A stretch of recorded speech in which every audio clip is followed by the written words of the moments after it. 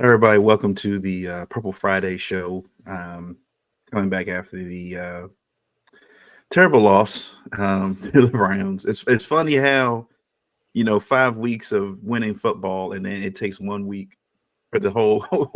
Everybody was throwing like we were just like the Titanic, throwing the chairs overboard, lifeboats, everything. Like it's time. It was done deal. Like it was a wrap. And look, it was a total team failure. Lamar did miss some passes, especially that one to Zay where he hit the triple move. I think Denzel Ward was the one covering him, and he just missed him over the top. And then there was one where he missed likely had gotten behind the secondary and he just missed it. But I think ended up being it was like a offsides or something like that. It was a free play, and he missed him there. But all in all, Lamar still had a pretty good game. But I think the perfect moment of the game where it kind of just encapsulates what's been happening for the Ravens for the last few years is Rashad Bateman in the middle of the field slips and falls basically and tries to gather himself, and then the ball hits him in the face mask. And then Lamar, you see him go to the sideline and just slam his helmet down. And it just feels like, and then I think another part was the interview with Harbaugh the day after the game, where he basically says, well, you can't win them all. You just can't win. I'm like, well, what the hell has Andy Reid been doing? What has Bill Belichick been doing? Jimmy Johnson from the past, Bill Walsh. What were they doing? They were just overachievers. Like, you can't win them all. Like, especially in a division game. You expect to win all your division games. That's the goal every year. That's the goal. I remember Ray Lewis said that. He was like, man, if you can win most of your home games, you can win your division games, you're pretty solid. That was the goal. That was the standard. And it just feels like, I think outside of Lamar and even maybe I'll say Roquan right now as of late, I don't know, but I know for Lamar, it really does feel like, well, Lamar and Derrick Henry, I'll say it feels like those two guys want to win. Everybody else just kind of feel like they're out there. It just does. It just feels like they're just like, whatever. They're not trying. I think one of the Ravens fans, Trippy, they showed he has a video on Instagram. Mm-hmm. And he's telling Eddie Jackson, you got to catch that ball. And they just kind of puts his head down, just kind of looks off. And then he goes on, I think, Twitter and starts going at it with some fans about, you don't know ball, you don't know this, blah, blah, blah. I'm like, dog. Like, come on, man. What was the stat line that he was like? It was 6 or 7 against him. He gave up like 80 yards and 2 touchdowns. I mean, Kyle Hamilton literally misses an interception. I don't know. I think I sent you guys the clip of a couple weeks ago. Zay Flowers was like, I've seen better hands on a snake than Kyle Hamilton. Mm-hmm. And then he goes out the next week and literally the ball like falls into he catches it like 3 times. And then he dropped it 20 times before he actually dropped it for real. That would have been, I think we still would have been saying the same thing about the defense, but we would have felt different. Like we still won the football game. It was ugly. Made the play. Wasn't great. We still win the football game. But then the very next play, Eddie Jackson just lets the guy get behind him, pause, and catch the touchdown. And then he comes out and says after the game and the post game, well, it was an all-out blitz. And, I wasn't prepared for that. I'm like, dude, you're the deep safety. You have one job. Don't let the guy get into the end zone. Uncovered. And the guy ran right past him. He's like, oh, and then just ran like it was too late. What really bothered me is like you had like guys like it was Cedric Wilson or Cedric Tillman and whoever the other guy's name is. Elijah Moore. This was the 32nd ranked offense in the NFL. They hadn't scored 20 points all season. Jameis Winston, this was his first like legit start since 2022. And he threw for like 330 yards. He looked like an all-pro quarterback out there. It's a shame that it seems like every week now, no matter who the quarterback is, they're having their career game against the Ravens defense. They couldn't get pressure up front.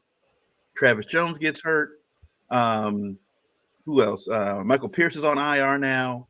Brent Urban went out with a concussion. They said Matty Bike is the only healthy defensive lineman right now, which is why they had to go sign some veteran guy off to a practice squad who probably will get elevated this week to go play the Broncos.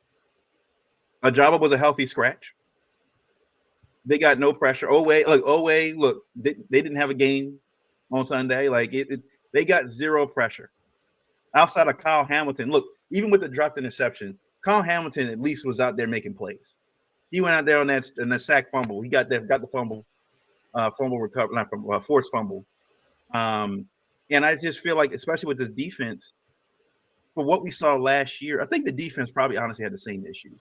The difference was they were able to get pressure with 4 when they needed to, and they got takeaways. That was the big difference. You can mask a lot of things on defense. You can just take the ball away. You can force fumbles and get interceptions.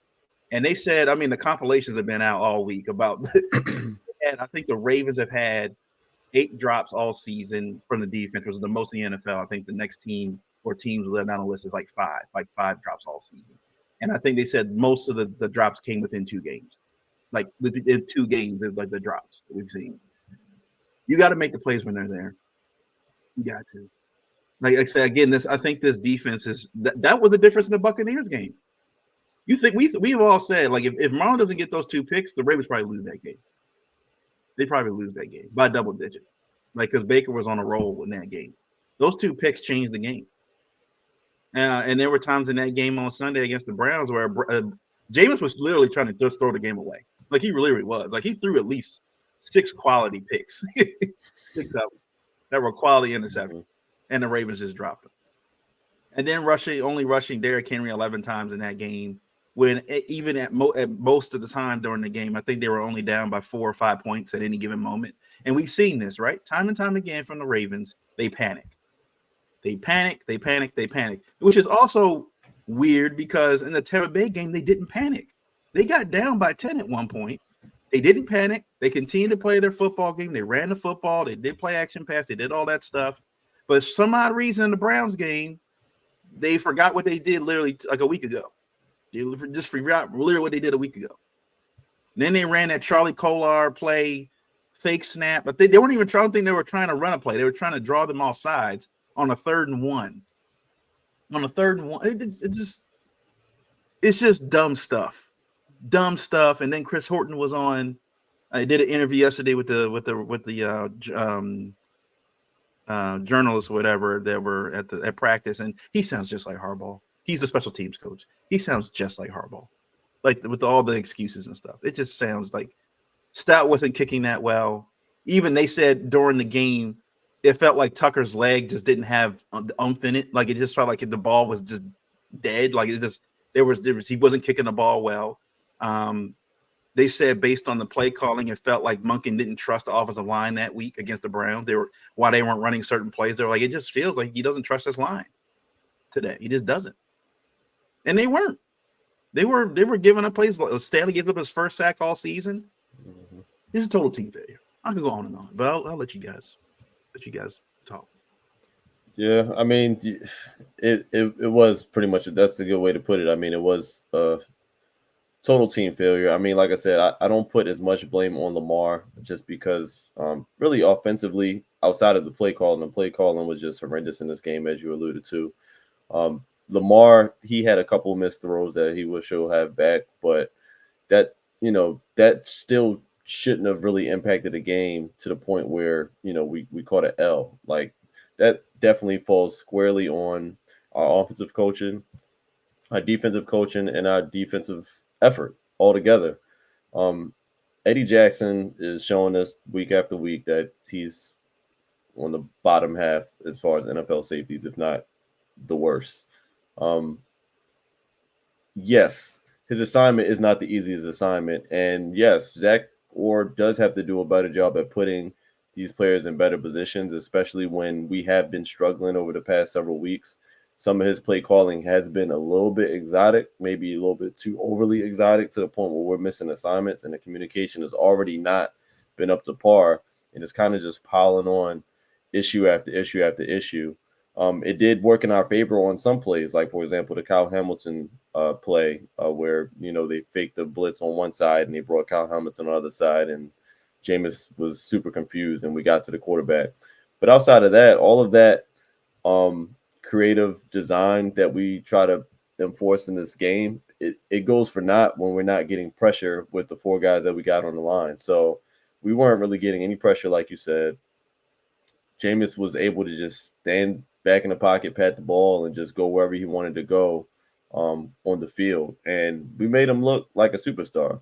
I mean, even with that being said, we've been getting by, like you said, Miles, week by week. We've been playing really bad defense pretty much every week, but we've been making the plays that counted in crucial situations. In this game, we had opportunity after opportunity after opportunity, and it literally just slipped through their fingers every single time. This reminded me of the Steelers game last year. When was that last year when we had all the drops on the offense? This time it was just mainly on the defensive side of the ball, but we had a couple on offense too. People are so pissed with Rashad Bateman about that egregious drop across the middle of the field. I'm not going to say the sun wasn't in his eyes because obviously you can see the sun reflection off of his visor.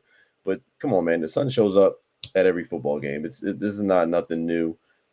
You have to adjust to it. I guess maybe wouldn't be surprised if I see him come out with a dark visor this week. I don't know what he needs to do, but he needs to get it done. People talk about that drop so much, they forget about the third down drop that he had going across the middle of the field as well. I think it was on the same drive or a couple plays before that. I can't remember if it was on the previous drive or not, but he dropped that was a big play as well. Another third down that you just can't have that. And those are the type of inconsistencies that kind of, yes, we've been winning games and we've been on this 5-game win streak up until that point.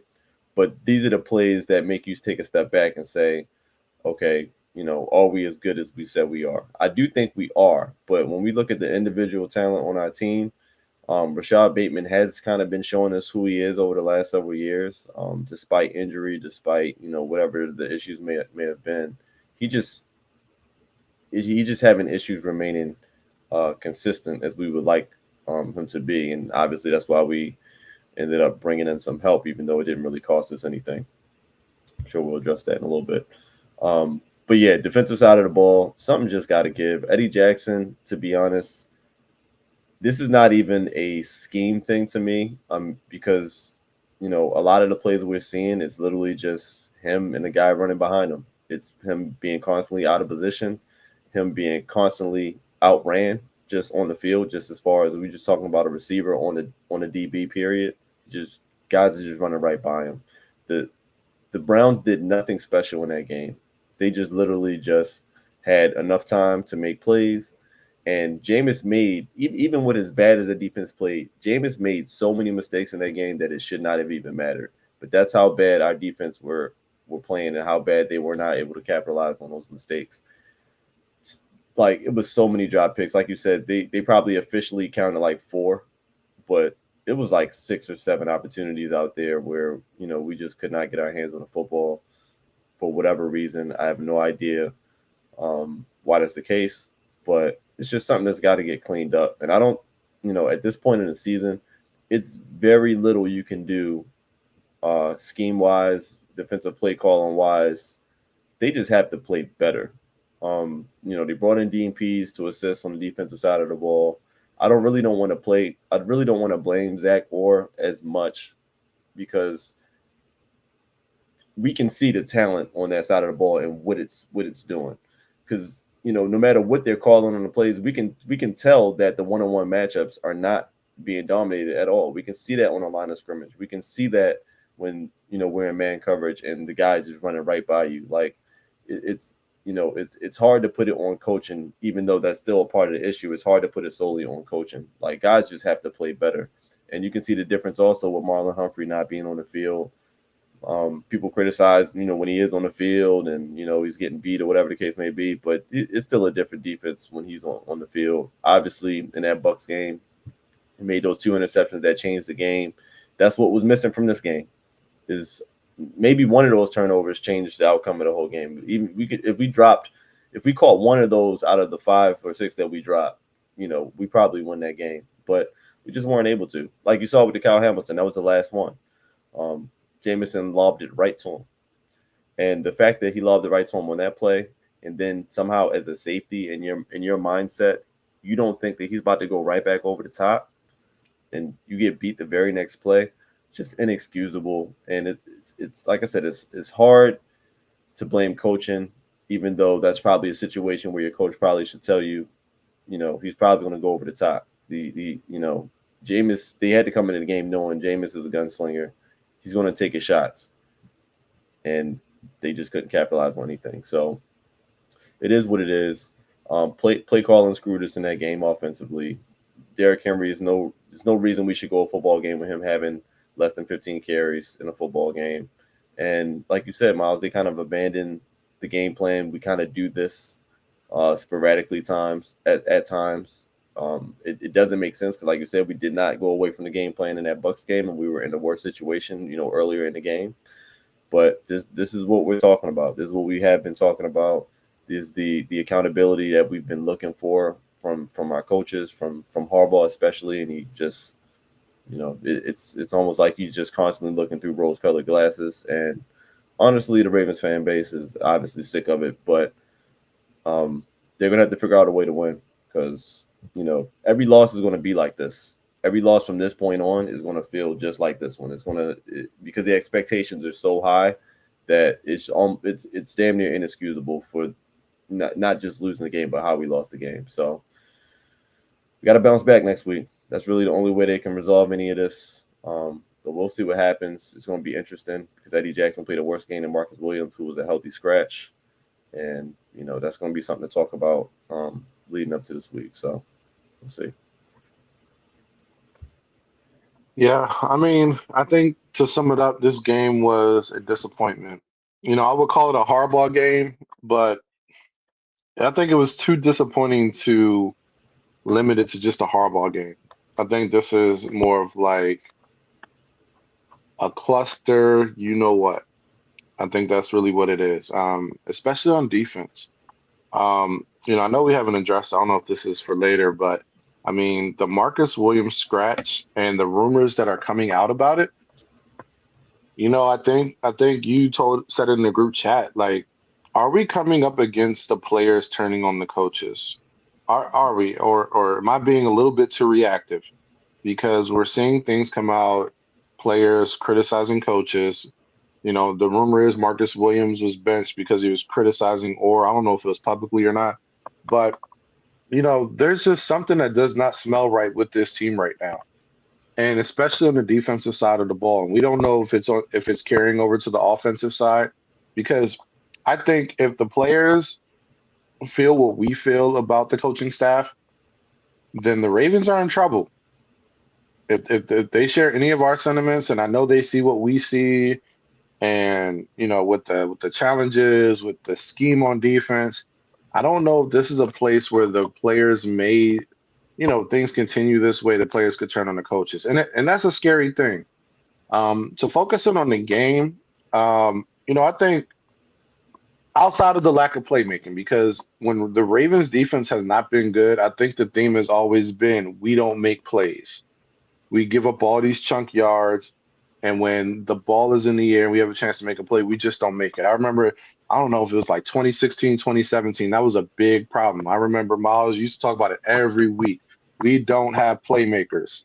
And it looks like on defense right now, we don't have playmakers outside of Kyle Hamilton coming off the edge. I mean, you can't win. You can't dominate or play well on defense if your only means of pass rush is to blitz your safety off the edge, especially when your other safeties are struggling. Mm-hmm. You have Eddie Jackson getting beat left and right, but you're sending Kyle Hamilton off the edge, putting your secondary at risk or taking that risk just to generate some sort of pass rush. I don't know what's going on. We're not getting any interior pass rush from Mods. Kyle Vanoy has been a little inconsistent, always been inconsistent. Like, we have major issues that aren't just scheme, but the scheme is still awful. I mean, I'm still wondering, like, what we're doing, why the middle of the field is open the whole game. The middle of the field. Some things have to change. I think there was a couple plays where we were playing like 10 yards off the ball, and it was like 3rd and 5, and I'm like, what the hell are we doing? There's just a lot of concern defensively. And you can't win a championship playing this poor defensively. It's really bad. And I mean, we talked about how good this run defense was. The last 2 weeks, that run defense is starting to look a little shaky. Tampa Bay challenged us, and they played well on the run game. And we saw Nick Chubb coming off his injury, second game off the injury. He played well. I mean, they didn't utilize him because they didn't have to because they just torched us. But he played well in his opportunity. So it's looking real shaky. It's not even just a pass defense. I'm having some concerns with the run defense. And then when you factor in the injuries across the defensive line, it's scary hours defensively for the Ravens. And we saw it in this game. Offensively, I mean, you all said it. I mean, the inconsistency with not getting Derrick Henry the ball. I mean, we weren't out of the game where we just had to throw the ball all over the field. Derrick Henry was averaging, 6, 7 yards a carry, and we totally took him out of the game and just had Justice Hill in there trying to block Myles Garrett and Darius Smith, which is rough because if we can't block those two and we have to use Justice Hill, that creates a problem because we took away a weapon for us. Justice Hill has been averaging 37 yards receiving a game. He's been a weapon out of that backfield, one of our better receivers. So it's a little rough. Inconsistent play calling. We abandoned the game plan, but ultimately the receivers played awful. I don't care about yards or whatever. The receivers played awful. Zay ran some cool routes, but Nelson, Rashad, just the drops. And somebody else had a drop. I just can't think about it. But there were just some awful drops. And there were some plays that just weren't made outside of the drops that should have been made. We just did not execute on both sides of the ball when it comes to making plays. And it put too much on Lamar. Like you said, Miles, he missed the throw to Zay. But overall, he played well. But the story that we've had for the past couple of years, he can't do it all. This man cannot be Superman and us win the games we need to win. Everybody else needs to step up, and we're not seeing that. We're not seeing it from the coaches. We're not seeing it from our supposed skill players and our playmakers.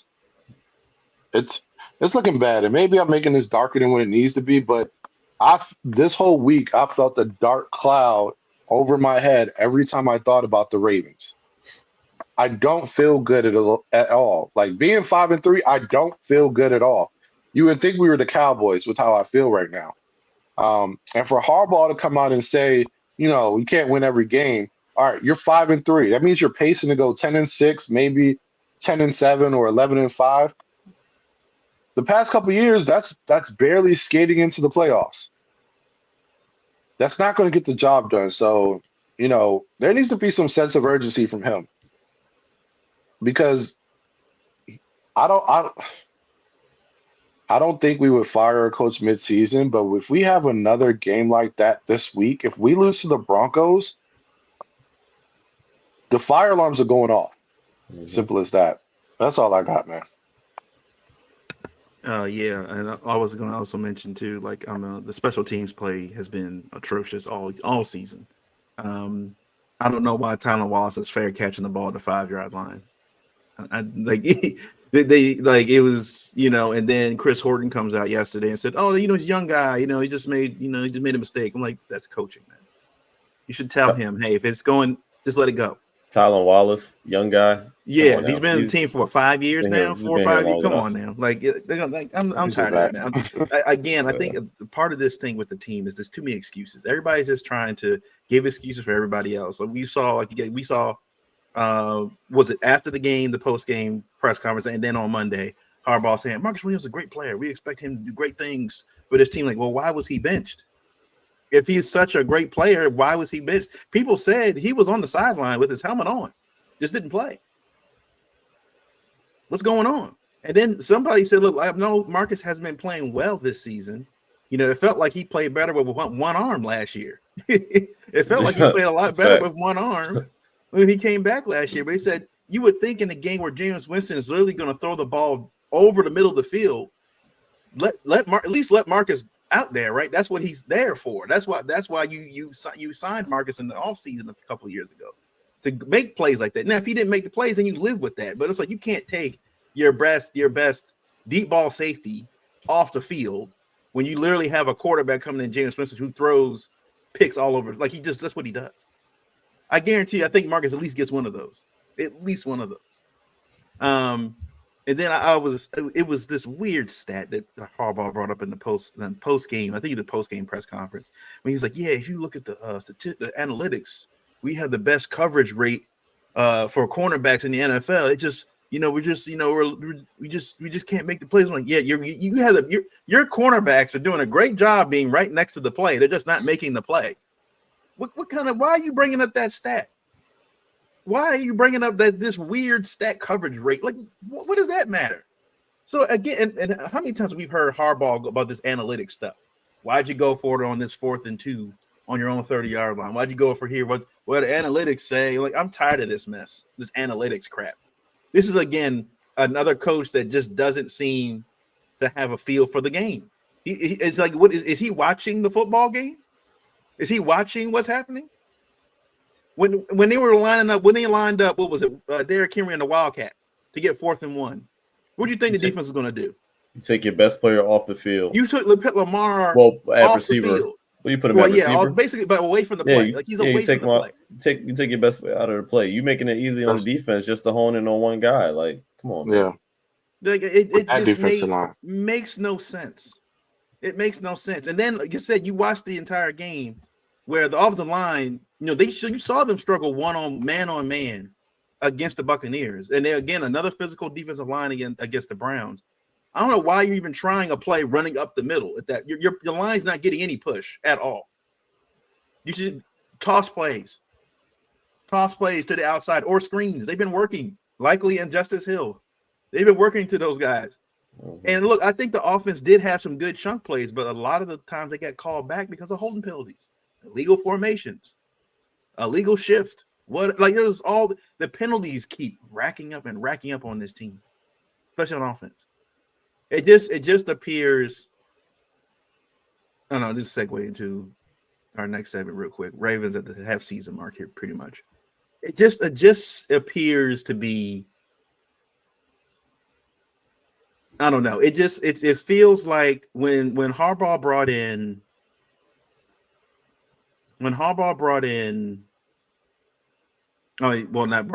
Made Zach our defensive coordinator, and you saw the guys that they hired. They pretty much be his assistant coaches. A lot of these guys were in the NFL very early on, but didn't make it there. So they went basically being in college for most of the time.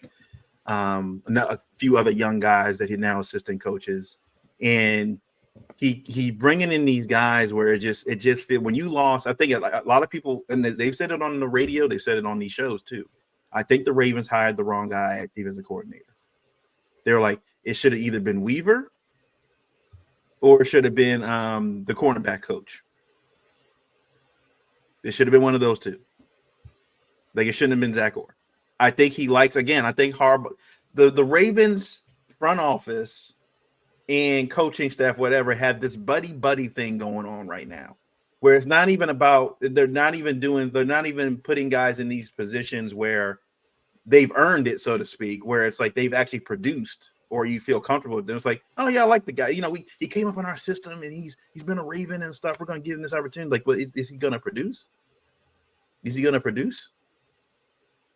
Now, Corey did say, like, if you look at all the rest of the coaches right now that are at other teams, they're not doing well right now. Everybody left, and it seems like everybody's kind of struggling right now. Because Anthony Williams with the Dolphins, what they're going through right now. And the cornerbacks, Denard Wilson, he went to the Titans. They stink right now. The Seahawks are going through, they're just up and down. Mike McDonald obviously was there as well. Like, they're just up and down. So it felt like last year was just like that was again. It just feels like this last year was the year to get it done, right? Last year, everything was just in place. Everything was in place to get it done. And now you bring in the Ravens, go and trade for Deontay Johnson, a short-handed wide receiver. He does have fumbling problems. I remember that when he was with the Steelers. He doesn't have a problem catching the ball. He has a problem securing the ball for the play. Like, that he can work on the fumbling issues, then I think he'll be fine. But he's more, they said, he's more going to be what they expected Bateman to be. And Bateman will kind of be what Nelson Aguilar is right now. Like, that's where they're going to be kind of transitioning to. Zay will still be Zay, but Deontay is going to pretty much be more of that secure route runner for him, that he's like, I can throw the ball to him, he's going to catch it. I know he's going to catch it every single time. He's going to catch the ball like an Anquan Bolden type, like with that Flacco had in 2012. I can throw the ball to him. He's going to catch the football. I know that. And I think that's what Lamar is missing for sure. Like he has Zay and, the Mark Andrews and stuff like they were saying, but they were like, in 2-minute drills and things like that, you're not going to be able to move down the field quickly with your tight ends. You can't pick Kolar and Likely and Andrews out there and expect to move 70 yards down the field and try to score a touchdown. You're going to need to get big chunk plays yards after the catch. So I think that's why they brought Deontay Johnson in here, which I'm excited about. But at the end of the day, you look at how this defense has been built. The last few drafts, Owe first round. I don't know if the Ravens are even going to pick up his option at this point. If I were the Ravens, I wouldn't. Ajabo, who is now healthy, but apparently they're not even playing him at this point. This guy was expected to be a first-round talent before he tore his ACL at Pro Day, and he's not even seen the field. The Ravens need pass rush help, and they're not even letting him play. That tells you everything you need to know right there about how Ajabo is either at practice or they're just not getting anything from him. Wiggins is a rookie. He's been hurt. Marlon Humphrey, he got hurt. I said this, I think, earlier in the season. This Ravens defense, and this is before everything's going down, I was like, the Ravens have a great talent, I think, on the front end. But if they get some injuries, they're going to be in trouble. They don't really have the guys that they've used to have back in the early 2000s and the mid 2000s, where somebody got hurt. They had a guy who was a second-year player or whatever that could step right in and kind of, take over that position for a few weeks while the top guy came back. The Ravens don't have that right now.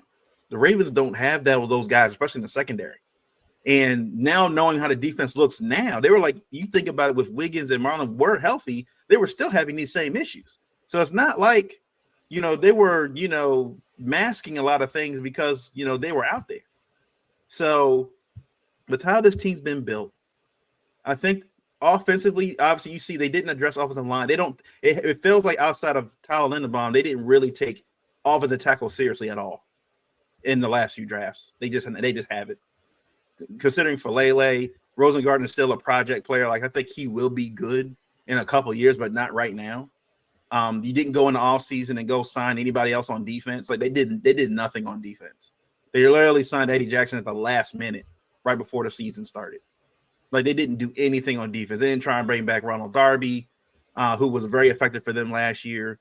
They put their trust in Trenton Simpson over the middle.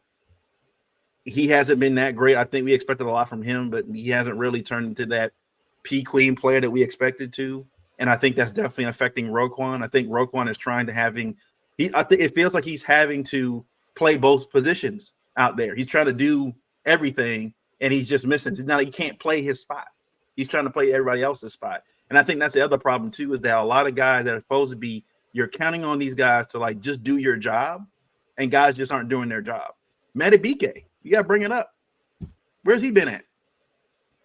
There's getting no pressure up the middle of the field. Like, it's just, there's no pressure there. And look, some people have said it's definitely, it feels like the scheme. They're not doing a lot of stunt plays. They're not doing offset lineups and stuff, trying to overload a certain line of the scrimmage and stuff. They're not doing, it feels like, a lot of stuff that they did last year. Mm-hmm. And that's what's so frustrating, right? It's like, you switch coordinators and stuff like that, but for the most part, it's the same people. It's the same people. Why is it you guys are struggling so bad? And they say, here you are going into week 9, and after every pass play, the cornerbacks and the safeties are doing this, pointing at each other after every single play. No one knows what they're supposed to be doing. No one knows what they're supposed to be doing. Like, what are they working on in practice? What did they work on in training camp? Like, you would expect there, like, we got the calls down, we got the terminology down, blah, blah, blah. You shouldn't be having these communication issues into week 9. Week 1 and 2, I get it. You're rotating, different players in and out, trying to get used to the situation and stuff like that. But into week 9, you should have that down packed right now. You shouldn't be looking over at each other like, you're supposed to be here, you're supposed to be there. And we see it during the middle, like right before the ball is snapped. The safeties looking at each other like, you're supposed to be here. Like, yeah. And I think the reason why this loss hurts the way it does, unlike the Raiders one, is because of what's coming down the pipeline. You got the Broncos coming up who are 5-3. You got another divisional game against the Bengals. And then you got the Steelers right after that. 3 games. This is a stretch. I think the Ravens are going to have 3 games in 10 days or something like that. They said it's going to be a wild stretch where the Ravens are having a lot of these games in 3 days, and these are going to be very physical games. The Bengals, I think the Bengals are out of it, but the Bengals are like, if we can knock the Ravens off a peg or two, we're going to do it. Especially like guys like T. Higgins and them who are looking for, and Jamar Chase who are looking for deals going in next season. They're going to be looking to do something. And the way Jamar Chase and them bully our defense, man, I'm not looking forward to that again. We already saw what happened a couple weeks ago. Barely escaped out of that one. So it's just like, I think it's more so be losing that Browns game, looking at what's coming down the pipe for the Ravens. Like, they have a tough schedule coming up. The Steelers have a fairly easy schedule. The Chiefs have a fairly easy schedule coming up. The Ravens have no more wiggle room right now to lose football games like that. And that it's just frustrating that they lose to teams they're expected to beat. Why did the Ravens under John Harbaugh always seem to just lose to teams they're expected to beat? It makes no sense. You come in and you prepare. They beat teams that have a better winning record than them or the same winning record that they do. But a team comes in and 1-5, 1-6 or whatever, and they can just dog walk them. It makes no sense to me. It's just like, why it felt like, how Harbaugh does. He probably brought the ice cream truck out last week. Everything. We're going to have 3 days off, guys. We're not going to practice this week. We're good. We're going to get some ice cream, bring the family, and everything. And it's like, it feels like Harbaugh he's trying to be everybody's friend.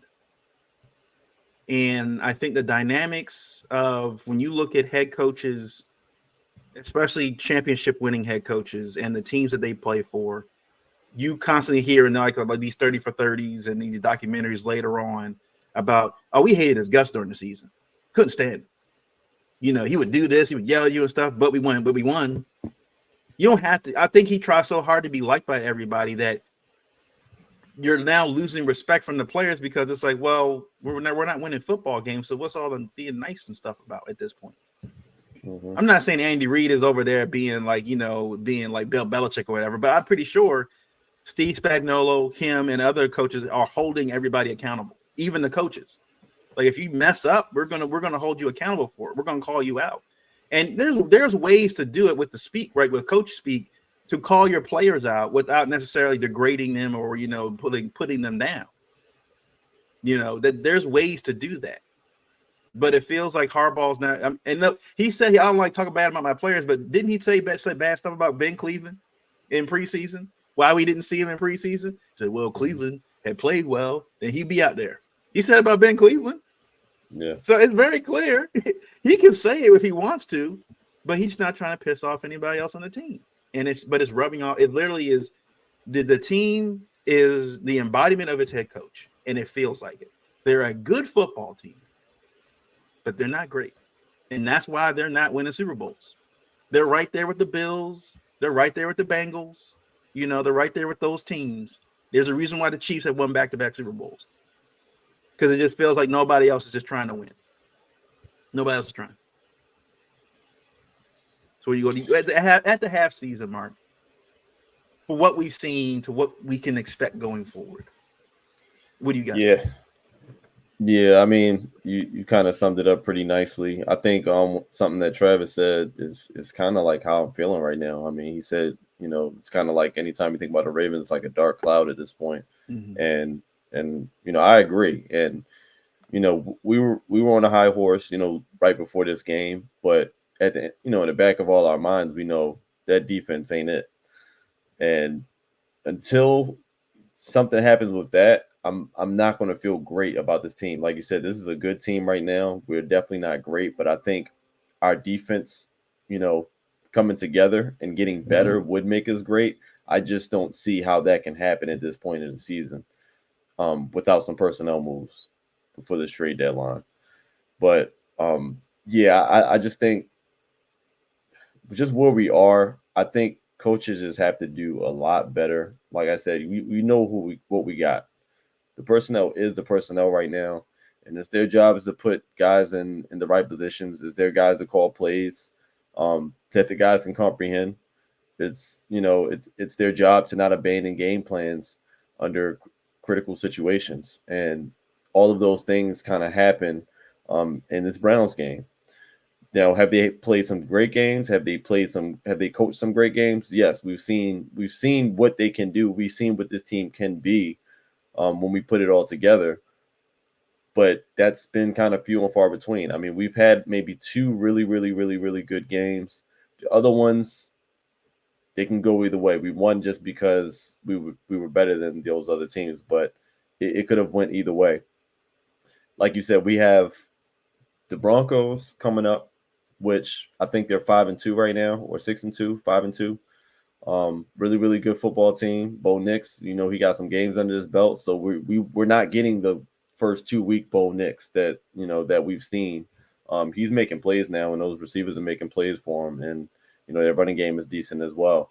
And then we got the Bengals, I think, on Thursday night. Do you know what the Bengals did to our defense when we played them? Yes, we won that game. It was a phenomenal Lamar Jackson game, but like you said, Lamar can't do it all. And what are the chances that Lamar's going to throw 5 touchdowns again? Just to get not saying that it can't happen, but we cannot expect that to be the expectation to get a W.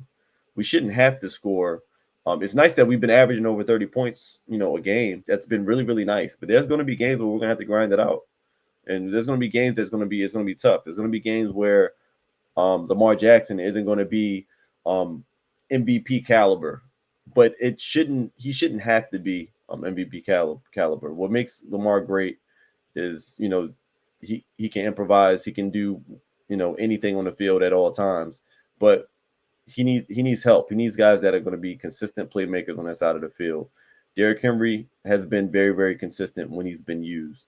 If we just stop using him for a game, it literally just makes no sense. When you take Lamar out of position on 3rd and short or on 4th and short and just eliminate one of our major factors, there shouldn't be any downs on that football field where Lamar Jackson is not under center. It just is what it is.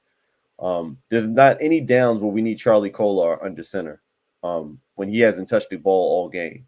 These are not the situations that we should be putting our team in when we already know what the recipe of winning a game is. It's if you look at the stats of the games that we lose and the stats of the games that we win, they're very, very obvious. The games that we lose, we're under 15 carries every time to our star back. It is what it is. You can go back to the playoff games for the last few years. Every one of those games we lost, we do not run the football. We do not establish the run. The toss play in Cleveland, where was it? I think we ran it one time to Justice Hill. Derrick Henry didn't even really get that opportunity to just catch the ball and run downfield for whatever reason. And a play that's, he's been breaking off 60, 70, 80-yard runs on the prior weeks before that. It just little common sense things like that just makes you question if this team is ready for playoff football this year. We have a crazy stretch, like you said, Miles, coming up with our schedule where, we haven't even really, I think we played 2 division games. We 1-1 in the division now with winning the Bengals game and losing this Browns game. We still got to play the Steelers 2 times. We still got to play the Bengals again, and we still got to play the Browns again. That's a lot of division games. This team has not proven anything yet because it can be over in a heartbeat. Jameis is going to remain their quarterback for the rest of the season. So we're going to have to see that again. And if you think he's going to come back and almost throw 6 more interceptions, then you got to be kidding me. It's not going to happen again. Those are squandered opportunities. And to sum it up, Ravens at the half of the season at this point, that's pretty much how you sum it up. Squandered opportunities. Cluster, like Travis said earlier. This is what separates good teams from great teams. It's consistency. It's making plays in critical moments, which we have shown flashes of, but we need both. We need that, and we need consistency. We need to be able to be consistent on both sides of the ball. If Lamar's not throwing for 5 touchdown passes, we should not be at a threat of losing a game. It's just not the way it's supposed to work. And our coaches just really need. I'm not even going to talk about our coaches. John Harbaugh, because he's at the front of this. Zach Orr's in his first year. Yes, has he been perfect? Absolutely not. He's in his first year. We didn't expect him to come out and be Mike McDonald in year one. We didn't. We don't have a ton of turnover on this team. We have a little turnover. We do not have a ton of turnover. It's just inexcusable to regress the way they regress. There's bright spots on this defense still. Nate Wiggins has played phenomenal to be a rookie starting cornerback. He's played amazing. He can't catch. He can't catch the ball. We've seen that. He cannot catch a football to save his life. When the ball is like, the game has not slowed down for him yet, which I understand. He's in his first year. The game is really, really fast for him still, but he's played great considering the circumstances. Brandon Stevens, I don't think he's any better or any worse than he was last season. He's a pretty decent cornerback. He's made great plays for us early this year. There's some that you would like to have back, but they're not all his fault either. For the most part, he just needs to still get his head around and make those plays. Safety play, not even going to touch it because it's going to piss me off. We already know what we got with the safety play. The safety play has regressed drastically between Marcus Williams, who I fault the most, and Eddie Jackson, which we brought him in thinking, that was a personnel move that EDC, we brought in Eddie Jackson. He's going to be a big help. He hasn't helped us at all. He hasn't helped us one bit. But as far as everything else on the field, we have taken a step back. Yes, the secondary has taken several steps back, but our linebacker play hasn't been the greatest either. We've been really, really good against the run earlier in the year. That's seemingly falling apart as we move forward in the season. Guys are running the ball on us. In that Bucs game, that game would not have been pretty on the ground had they had the opportunity to continue running the ball the way they started that game running the ball. But obviously, they were playing from behind and they were doing a lot more passing. But our run game has not been as sure. Roquan Smith seems to have to work so much more since PQ left. I don't know what it is. Trent Simpson, it doesn't seem like he's playing bad, but Roquan just seems to, because he's still doing work. I mean, don't get it twisted. He's getting his tackles, but they're putting him through the ringer in coverage. They got him, guarding targets that he has no business out there on the island with. I don't know what it is. But just to wrap this up, I don't feel great. If our defense was average at this point, if we were middle of the pack defense, I'd feel phenomenal about this team. I'm not even going to lie. But I don't. I do feel still fine about the offense. I can't really blame the offense too much. They've been playing great up until this point. They've been still doing more than what we kind of expected them to do, as far as before the season started. Obviously, our receivers have to play better. Nelson has to catch the ball. Bateman has to catch the ball. Hopefully with Deontay being added to the mix, I do like that move, considering that we basically got him for nothing. If he leaves this season, we're going to get a comp pick that's worth at least what we gave away. So I'm not mad at that. I think that will give us the opportunity to spread our offense even more because he does provide a route running ability that, yes, Bateman made a huge play last week with that out and up. That route didn't look amazing. I mean, we gave him the credit for it because it was a nice play. It was an amazing throw by Lamar. Bateman's just been really, really average to me, honestly. He's kind of been, disappointing just because he can't remain consistent. He shows his flashes, and then the next week he does things like he did, and it's really, really disappointing.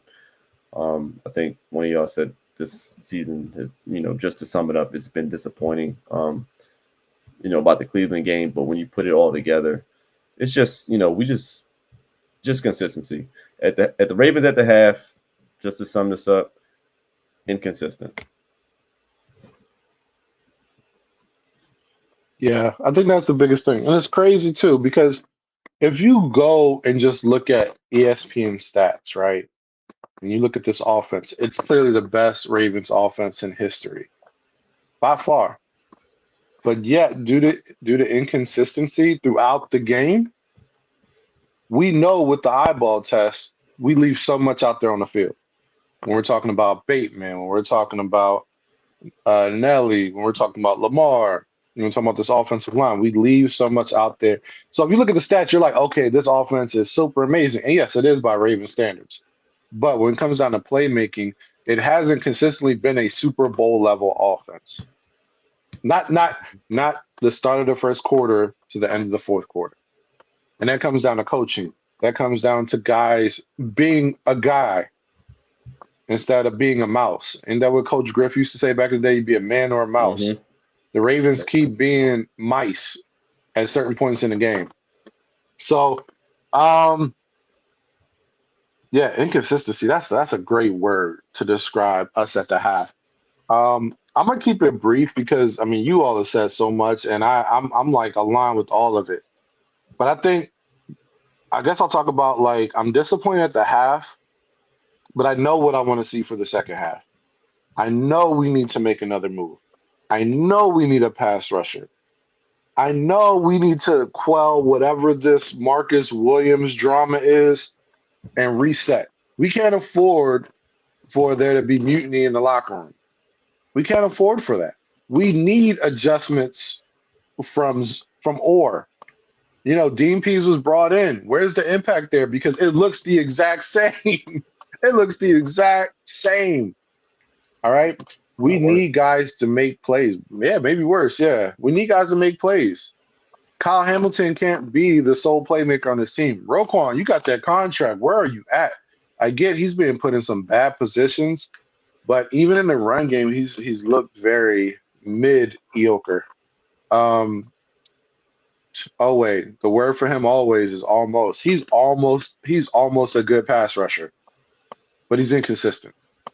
We need Maz to play up to that contract he just got. Like we need these things. We need guys to step up and play Ravens football.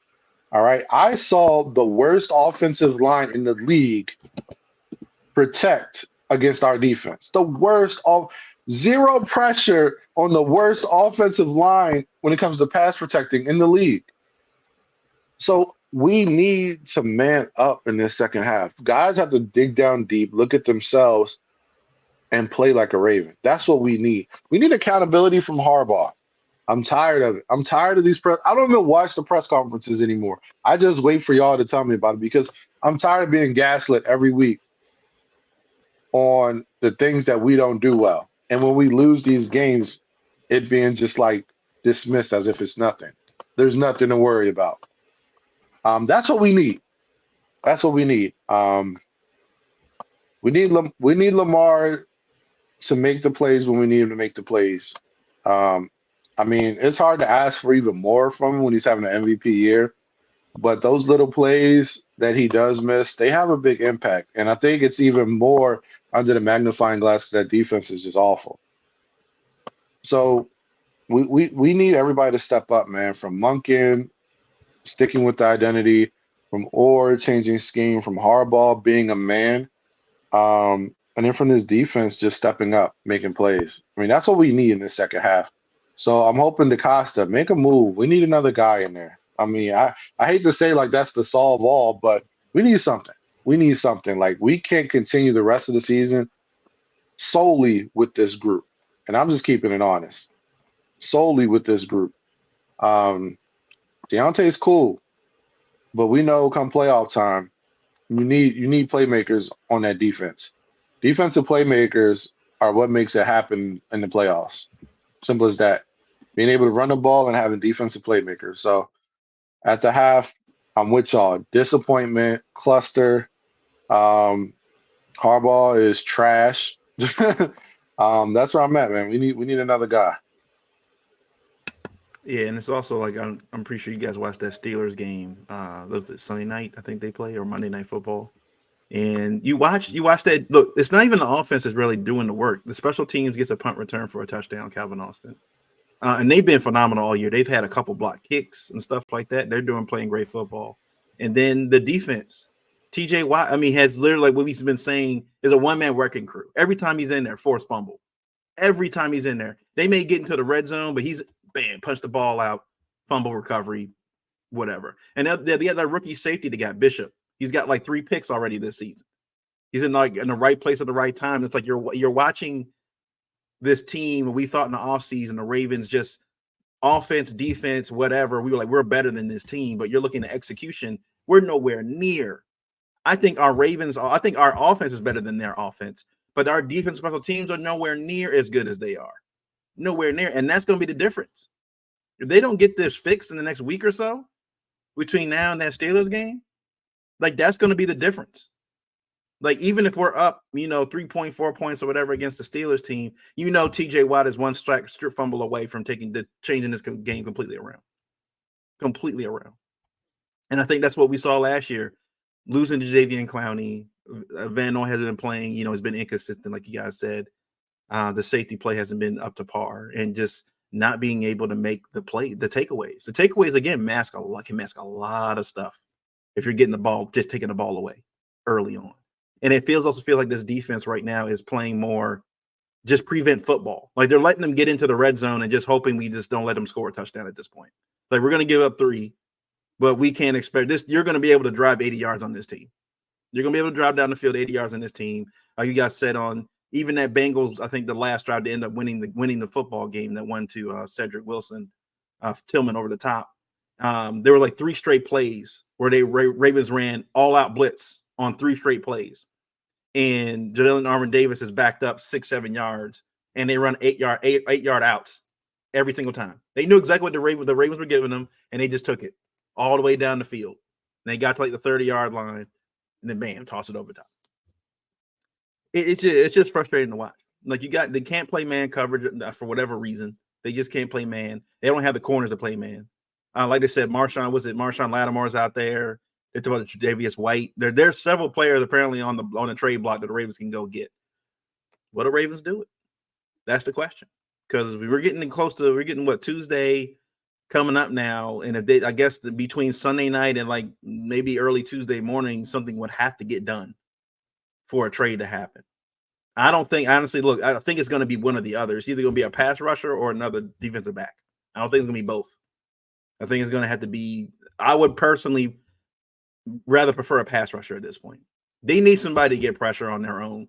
That way they can keep. I think if you're allowing, you can get there with 4. That allows Kyle to play more in the middle of the field where he's used to playing, instead of having to play near the line of scrimmage or having the blitz.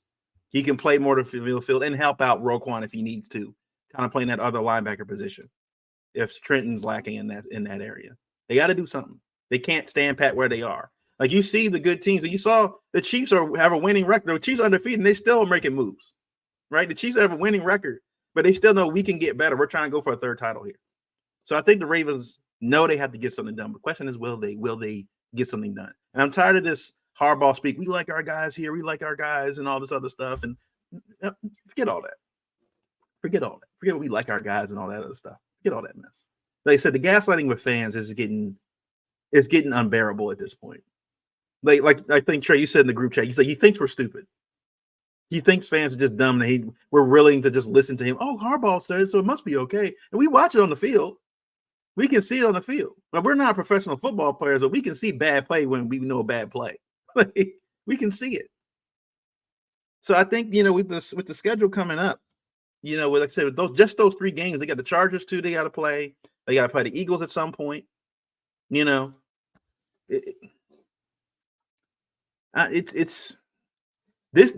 next 3 games are going to tell us a lot about this team. I think these next 3 games are going to tell us a lot about this team.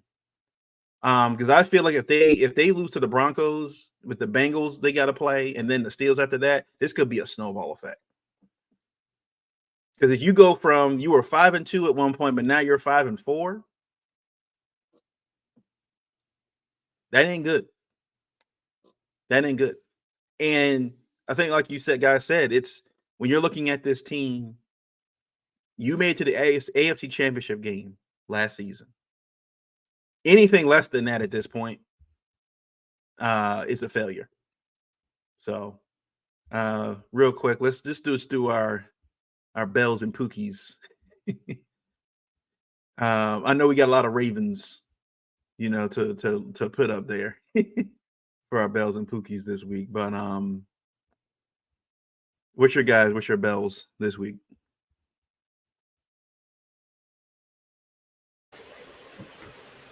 Sorry, I had to jump off mute for a second. He said we're starting with bells, right? Yeah. All right, so I don't have many bells this week, obviously. Definitely not from the Baltimore Ravens, like you said. But I have 2, and I'm going to give it to Matt Stafford and Puka Nacua, man.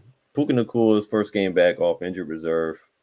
looks like he didn't miss a beat. Immediately getting a lot of catches, went over 100 yards. I think he got like 7 catches, over 100 yards. Matt Stafford looks back to form. Yeah, that's pretty much it as far as Bells. I didn't see too much around the league. You know, I would have gave it to Jameis Winston, but I know he threw his almost 6 interceptions, so I'm not going to give it to him. Right. But those Rams look good. I mean, I do have a Pookey from that game too. I'll save it for in a second. But the Rams look back to form, man. People forget when Pookey went down and Cup was injured, they look like a completely different team. Both of those guys back on the field, that offense looks scary. And I know they only put up like 30 points or whatever, but it looks different. They are putting up numbers. So Bell will be Matt Stafford and Puka.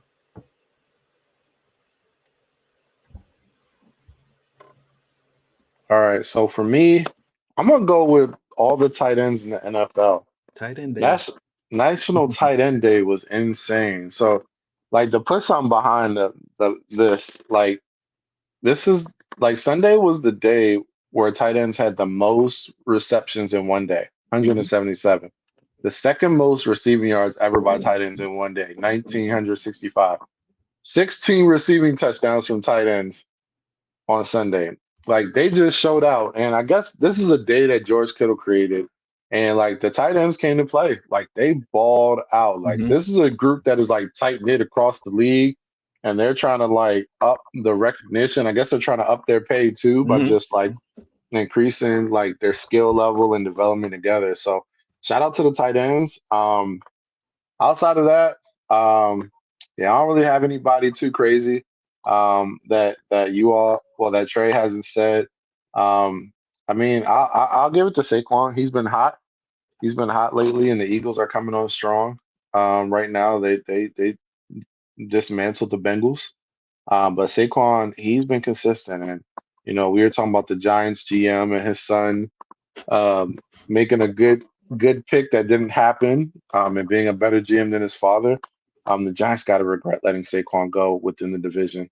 They got to regret that. So, yeah, man, I'm gonna go with Saquon. But that's all the bells I got for this week. My bell is Russell Wilson. He's been playing good football last couple of weeks. He hasn't, like I said, not been world beat or anything, but he's been giving them what they've wanted out of this offense this season. What we thought after 3 weeks that Justin Fields was like, he's definite starter. He's no way Russell Wilson takes his job. One game. It took him away. Like, yeah, Russell Wilson's got this job now. So I give him credit for that. And the Lions as a team. The Lions right now are just running roughshod over everybody. Like, they're taking, like, they're going, like, their goal is to put up 40 on everyone. It feels like every week now at this point. Like, it's like Lions against the world. Like, they're going for it. And I look, if the Ravens don't make it, I'm definitely rooting for Detroit. Definitely rooting for the Lions, man, because I want them in that city to get the Super Bowl sometime soon. If it gets us, it's not gonna happen. But you think like with Jahmyr Gibbs would be the star running back. No, it's Montgomery.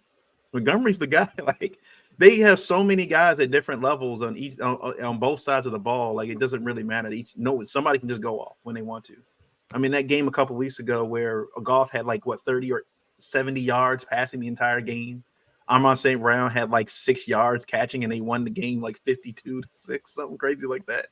Like, when you can do stuff like that, that's a good team. Good team. So that's my bells for that. For Pookies, I'll go first. Anthony Richardson for just it's a good one. Somebody said, they were like, look, man, we get it. Guys need to take breaks from time to time, but don't tell the truth about that. Just lie. Just say, oh, I felt something pain in my rib, or got the wind knocked out of me or something. I felt dehydrated, so I had to get IV or something. Like, don't. Oh yeah, I just took myself out of the game because I was tired. They were like, look, there are guys on the field playing with pulled groins, with broken ribs, separated shoulders, all kinds of stuff. You can't go to the line of scrimmage it was a third down play, I think 3rd and goal, and take yourself out of the game. Like, you just can't do that. This coming from the same guy that went on a podcast, I think, last season and said, oh, yeah, the NFL, I think it's a lot easier than college. It's a lot easier than college. You said that. Okay. It can't be that easy if you take yourself out of the game because you're tired. You know how many times Lamar has said he's been tired after plays? Running 70 yards down the field, go right back to the line of scrimmage, run the next play. Yeah, that's a Pookey for me. And then also Jameson Williams from the Detroit Lions, another Pookey for me. That guy just stays getting in trouble from gambling, and now he's got apparently a gun charge that the NFL looking into. He had a warrant for his arrest or something like that. He better get cut from this team. And he was a good wide receiver in Alabama, but he just can't seem to just stay out of trouble. So that's my Pookies. All right. Mine, before I get out of here, is the referee from the Rams-Vikings game. Missed that horrible face mask in the end zone. Very obvious, very blatant. Referee was standing right there. There's got to be some type of consequences for these refs, man, especially when the game depends on it. That was just a really, really bad play call. And also the Bears defender on that Hail Mary play, Tariq Stevenson, taunting the fans right before the play started and still taunting the fans while the play was going on. They snapped the ball. He was still pointing at the fans. Turned around, realized the ball was about to be in the air, ran over, and himself, yes, Tariq Stevenson tipped the ball right to the Washington Commanders receiver for the touchdown. They lose. He gets the Pookey from me. Cool. I got a lot of Pookies. All right, let's go. Todd Monken, not consistent with the identity. John Harbaugh, gaslighting me. I'm tired of it. Zach Orr, come on, man, make an adjustment. All the Ravens secondary, catch the ball. Ravens wide receivers, catch the ball. Aaron Rodgers, I don't care if you throw for 200 yards in the game. I look at the games. You look like trash. You are not the same guy. You're declining play-by-play. Man, I got some more. I can go for you already said Anthony Richardson. You already said Stevenson, so I got to put those away. Titans, man, y'all look bad. 1-win team. Whew. Let's go. I had some more. Where's my list? I lost my list. Saints. Man, we thought the Saints were good the first 2 weeks of the season. They have regressed. They're not getting Alvin Kamara the ball. They don't have a quarterback now that Derek Carr is out. They look awful. Panthers, I don't have to say anything about that. All the media pundits putting Josh Allen ahead of Lamar Jackson in the MVP race now just because he's not turning the ball over. Did we forget about 9 for 30? Did we forget about that? It was only 3 weeks ago. Come on, just because he threw a couple touchdown passes and got over 200 yards passing in a couple games does not make him the MVP over Lamar. I don't think Lamar's had a bad game all season. This man went 9 for 30, and he was just trash against us. So all you media pundits, kick rocks because Lamar should still be in the lead for your MVP. That's all I got for Pookies. Another Pookey for me before we move on to the Broncos preview. New York Yankees lose gentleman sweep, lose 5 games. The fans that were over there to try to took the ball from Mookie Betts when he was catching the foul ball on the side over there. At first, the Yankees didn't want to ban the fans because of that. And I was like, they only got pressure because MLB said, no, they can't be allowed to be at Game 5. And then they said, oh, now we'll ban them now. So the New York Yankees as an organization, you got what you deserved. I'm so happy you guys lost in New York. And this is just every time the Yankees lose a World Series in New York, I think it's retribution for what happened when the Orioles played the Yankees back in 1997. When that kid stole the ball from Tony Tarasco. I'll never forget that. So this is all retribution for that. So, so before we get out of here, we're going to do this Broncos Ravens preview. Look, the Broncos have a good defense. They don't give up a lot of points. They also don't score a whole bunch of points either. So they're like a dynamic offense. However, Bo Nix has been playing well the last few weeks. They still have a decent running game with Javonte Williams back there. Sean Payton appears like he's got these guys ready to play. They're playing, in a tough division, AFC West, but they've been able to overcome some lot of things, especially in the last season, going into this season. I honestly didn't expect a lot from Bo Nix coming out of Oregon because I saw how he played at Auburn. He was trash at Auburn, and he's been in college since he's like 26 right now. Like he's one of the oldest players in the NFL as a rookie, but he's playing good football for him. He's not making a whole bunch of mistakes, and I think this is another trap game for the Ravens, considering, especially even though it's at home. Sean Payton, I just think, is a better head coach than John Harbaugh. They were mentioning, if the Browns were better coached in a situation, they would have, gone after guys like Armour Davis and Millette and all the rest of them. And I think Sean Payton will. I think Sean Payton's been looking at it, and he's probably going to scheme up some things to go after this Ravens secondary. He knows the middle of the field's wide open. He's going to do it. That's what he did when he was with the coach of the Saints. Like he's proficient. You look at what he did when he was coaching the New Orleans Saints for all those years. They had some of the best passing offenses in the NFL while he was there with Drew Brees. And if you think he's not licking his chops right now against this Ravens secondary and the fact that they can't get pressure, and Bo Nix is not like a statue or anything. He will move around. And he's a bigger guy too. I'm not saying like a Ben Roethlisberger, but he will be a little bit tough to bring down. So it can't be one of those Ravens situations where they're like running past him. They just kind of try to do a clothesline or try to swing their arm at him to try to bring him down. Like they're going to have to make contact with Bo Nix to try to bring him down. This Ravens team defensively is going to need to get takeaways from here on out. That's got to be the mantra going forward. Like, look, even if they don't get pass rush help or they make some kind of trade in the next few days to help shore things up, there's still no guarantee with how scheme and everything else is working. That's even going to matter. We brought in Yannick Ngakoue back here, and he played well that first game, and then he completely missed in the next game. So scheme wise and everything else, it may not even matter. But I think it's the Ravens have had opportunities in every single football game to get takeaways. They just got to start making them. And I think that's going to make a difference in this team. Special teams, I don't think that's going to get any better. They don't really, since Jacoby Jones left this team, the Ravens, to me, have not valued punt returner or kick returner.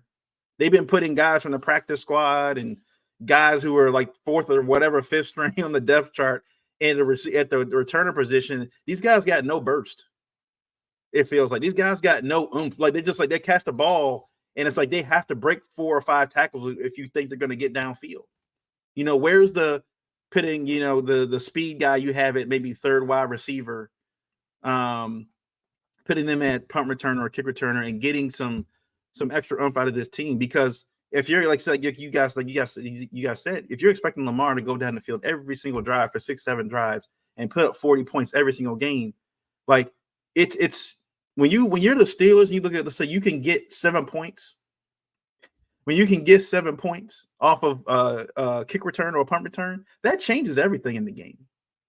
That changes everything. It just gives a little bit. The crowd goes crazy. The team is going nuts. Everybody feels like they're a part of contributing to the win here. And again, for the last few years, it feels like the Ravens have not invested any capital really into getting a good punt returner for this team. And it shows. The years we won a Super Bowl with Jermaine Lewis in 2000 and 2012 with Jacoby Jones, the Ravens had a dominant punt return, kick return unit. And we were scoring off of it. We haven't done that in years. We got lucky last year with the Rams game, and Tyler Wallace came in literally because Duvernay got hurt. Duvernay gets hurt, and Tyler Wallace comes in and returns a kick. But now the way the season's played out, that seems more like a fluke than anything else. The Ravens just got lucky on that play. And they're getting penalties on special teams too. They're getting blocks in the back, and they're just not cohesive as a unit right now. So they're coming in this game as a home game. Lamar again clearly frustrated right now. The offense knows what it has to do. If you're Monken, you didn't really you didn't have a great play calling day last week. You know what you got to do in this game. The Broncos do have a good defense, but the Ravens can still run on this team. Give Derrick Henry the football. Give Justice Hill the football. Let Lamar run for a little bit. Throw it to your tight ends. Maybe get Deontay Johnson some work a little bit too. But I think the Ravens on the offense from here on out, especially in this game where it needs to start, the Ravens are going to have to kind of play defense on offense a little bit by limiting the amount of time the other team is on the field. They're going to have to have some drives where they're just nickel and diming it down the field. 5 yards here, 6 yards there, 7 yards here, 5 yards there, 6 yards. Getting first downs, taking 9 minutes off the clock. Your Ravens defense has shown, I think Trey said it last week, has shown that you're scoring 35, 40 points a game, but your defense is also on the field for a long time too. And they're getting tired at the end of these games. They're not playing well when they've got energy. They're not playing well right now when they got energy. So you can only imagine what they look like when they're tired. They're going to have to keep them as fresh as possible. Keep them as fresh as possible. Getting takeaways, I think, for this defense will help morale a lot on this team. If they can start getting takeaways and start, hyping each other up like they do on plays and celebrating in the end zone like other teams do when they get takeaways, that's going to help the morale of this team. They got to get some wins on defense. They've been losing a lot on defense lately. They got to get some wins. I think it starts with this game. Bo Nix, yeah, he's been playing well. He's still a rookie. I think he can still make mistakes. But the Ravens are going to have to change something on that defensive line scheme-wise. I don't know if you got to stunt Yannick Ngakoue or move Matabike around. Don't have him go straight up, move him around, where they just do some creative stuff on the line just to get guys in space, get guys off their blocks, and that way you give a free rusher or whatever like that to get to the quarterback.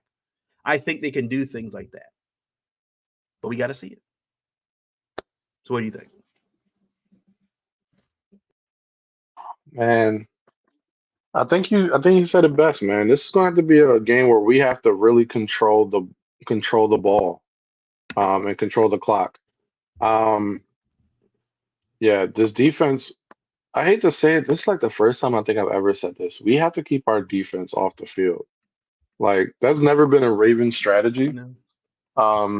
We just always have had like lots of trust in our defense, but I think we're going to start keeping them off the field. Long drives. I've been preaching balance every week, every game preview. I'm saying balanced attack. We have to have a balanced attack this week. Derrick Henry, 20 carries. Justice Hill, he needs to have at least 5 carries. Lamar, probably 8 carries.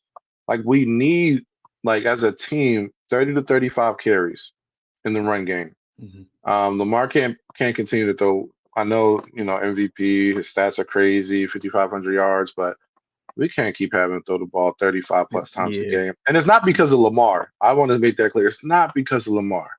It's because we don't have the defense that can hang out there with these quick scoring bursts. Yeah. So we need to dial back Lamar in the passing game and slow the drives down. Slow it down.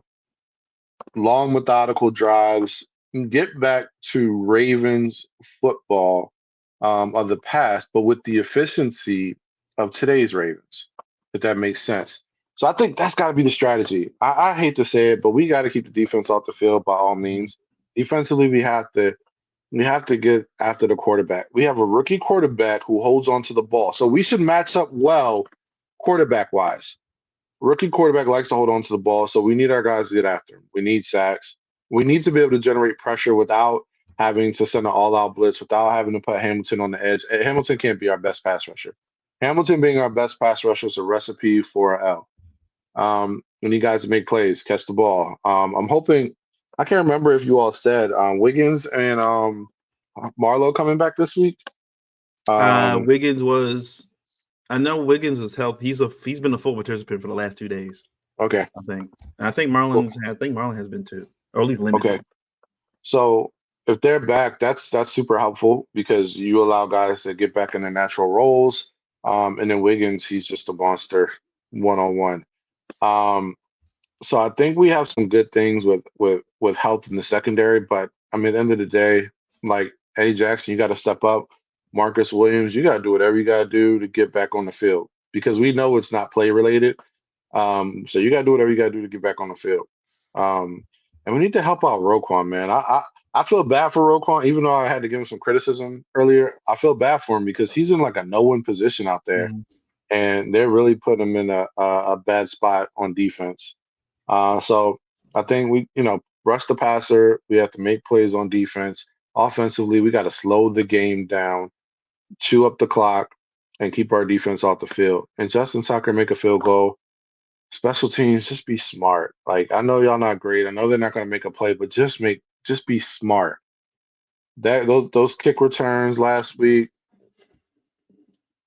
they just weren't smart. Mm-hmm. The fair catch, it just wasn't smart. So if the special teams can't be great, we just need them to be smart. So that's where it is for me. That's the key to victory, man. Balance, playmaking on the defensive side, rush the passer. Yeah, and also I think to mention, Roquan and Kyle Hamilton not being around for the media after the game, after the Browns game, said a lot too about Roquan and them not being available. Like they did, like they left. They got dressed and left. Like, again, I hope this doesn't, like you said, spill over into a mutiny. But they're like right there. They're like right there. We're gonna have to see something, like you said, some adjustments on defense. Like they're gonna have to be times in this game where they're gonna have to make adjustments. They got to start doing it, man. You can't keep not getting there with 4 and letting Bo Nix sit back there and throw for 300 yards. Like I said, let's pull up the stats real quick. The Broncos only average 185 pass yards a game. That's it. They're not making huge plays. They're only average 185 yards a game, passing wise. They're 28th in yards per pass. They only average like 6 yards a pass. So they're not throwing the ball deep downfield. Everything's in front of them. So that would hopefully maybe tell your corners, you can play man coverage. Play man on these guys because they're not getting deep downfield. Or they don't have the speed to really just get over top anyway. Play man on man, get physical, play physical football. And I also just think, too, on the defense, it feels like they're just playing scared. They're afraid to get beat. So they're playing so far back, they're allowing them to catch these 7-8 yard catches and get like an extra 4 yards before they tackle them. Like they're afraid to go jump the ball. They're afraid to go play man on man and make plays on the ball because they're afraid to get beat deep. And I think they got to start playing a little bit more physical, a little bit more confident. And I think that does start again by getting some takeaways. They can get a couple takeaways, get a little more confidence out there, trust what they're doing. Again, the communication issues, I don't know if that gets fixed this week. Again, like you said, I think it's sad to say, and as a Ravens fan, but you're right. I think keeping the Ravens defense off the field is the best formula for victory right now until things get situated. And I don't think Zach Orr's going anywhere. He's not going anywhere this season. They're not going to put Dean Pease in there. Last time Dean Pease effectively coached was the Super Bowl for us, 2012. The league has changed since then. The league has changed. So it's not, you can't just put Dean Pease in and expect the defense to get better. So it's very simple for the Ravens. You're at home. It's going to be 60 degrees roughly, so it's going to be a little bit chilly game. But again, like rookie quarterback, he's going to make mistakes. He's going to hold the ball in the pocket. You got to be able to get to him, provide pressure up the middle. You got to be able to get there with 4. You can't. The goal is if you can let Kyle Hamilton kind of sit back there and maybe help Roquan a little bit in the middle of the field. I think that can do wonders for this defense, secondary wise. Because what we saw last year, remember, because the Ravens could get there before, Kyle Hamilton was way more effective on those little out routes and things across the middle, those slants and stuff. He was knocking balls down, hitting guys at the line. Like he was right there, but because he's being expected to blitz or play the run or do whatever and be the extra blitzer on the side, it's leaving the middle of the field wide open. He's the best middle of the field defender we have, Kyle Hamilton, to be honest. He's the best middle defender we have. But because of the deficiencies on defense, he's got to play a different role. So just get that fixed. What's the score? What we got? I'm actually going to be at the game on Sunday. So what do you think the score is going to be? Hey, I said there's a dark cloud over my head. It shouldn't go this way. I've never called it this way. Oh, no. I think this is the game where it has to crumble in order to truly be built back up because they're still not taking it seriously with urgency. I have Denver winning 28-27. Okay. Trey said his one is 30-24 Ravens. Defense still looks bad, but Lamar and Henry closed the game out. I'm actually, I'm going to the game. I'm thinking the same thing you are, man. It's the way I always kind of pick these games is I always look at who's the head coach on the opposite side of the field. And time and time again, Harbaugh seems to find himself being able to be outcoached by guys that are better than him at coaching. And Sean Payton is a good head coach. But everything considered, what happened with Russell Wilson end of the year last year, this Broncos team in the division that they're in, the way they're playing, and with the limited amount of weapons they have on offense, to be at 5-3 right now, they're a team that's up and coming. Not necessarily this year, but next year, if they get some weapons, they could be pretty dangerous. But they're being coached fairly well. And you can tell When teams don't have a lot of weapons and teams don't have a lot of talent necessarily, but they're still winning football games, that's coaching. That's all about coaching, getting guys prepared and putting them in the right space where they need to be. And I just feel like this game's going to be tight. It's going to be close all the way through. But I feel like it's just Sean Payton and that Broncos defense, Broncos offense is going to have the ball at the end of the game, and that defense is just going to implode again. They're going to give it up. So I think the score is 25-21 Ravens. Not Ravens, Broncos. 25-21 Broncos. I think the Ravens get a late touchdown, and it looks like they're going to win the game, but there's too much time left on the clock. Typical Harbaugh fashion. Too much time left on the clock, and they're going to be able to move down the field in this defense. They're going to be tired.